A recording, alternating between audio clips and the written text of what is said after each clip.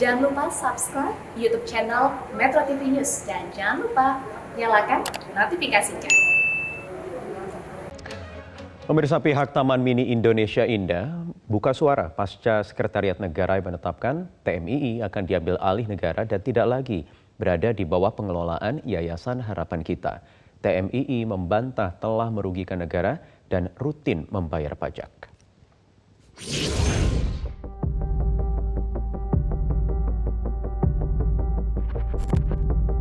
Direktur Utama Taman Mini Indonesia Indah memberikan klarifikasi dengan menunjukkan hasil audit Badan Pemeriksa Keuangan per tahun 2018 hingga 2020. Hasil audit BPK itu menunjukkan Taman Mini tidak pernah merugikan negara dan rutin menyetor pajak kepada negara yang mencapai 9,8 miliar rupiah di tahun 2018.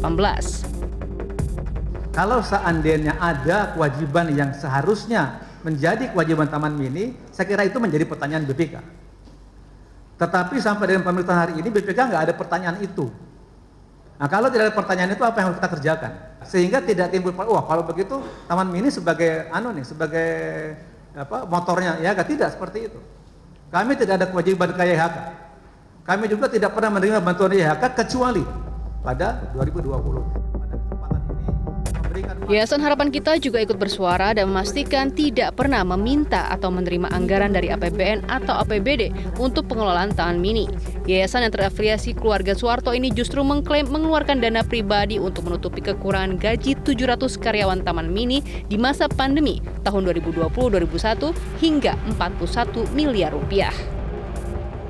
Kebutuhan anggaran yang tidak dapat tercukupi untuk pengelolaan, pemeliharaan, dan pelestarian Taman Mini Indonesia Indah ditanggung oleh Yayasan Harapan Kita. Jadi bukan kelembagaan sendiri. Jadi kami tidak bisa melakukan perdagangan di dalam diri kami sendiri. Tidak mungkin itu tidak terjadi. Sebelumnya, isu tak sedap mengiringi proses alih kelola Taman Mini Indonesia Indah dari Yayasan Harapan Kita kepada Kementerian Sekretariat Negara. Presiden dituding membentuk yayasan baru untuk mengelola Taman Mini, namun pemerintah membantahnya. Enggak benar sama sekali. Jangan dikira Pak Jokowi kemudian membentuk yayasan keluarga untuk mengelola Kemensesnek, sama sekali tidak. Jadi ini nanti Kemensesnek merumuskan kriteria siapa yang akan tepat secara profesional. Yang jelas, pemerintah ingin memastikan pengelolaan Taman Mini tidak jatuh ke tangan yang salah karena taman miniatur seluas 150 hektar itu disebut kerap merugi. Nanti BUMN bidang pariwisata yang akan mengelola. Setiap tahun Yayasan Harapan Kita itu mensubsidi antara 40 sampai dengan 50 miliar. Pastinya tidak memberikan kontribusi kepada negara.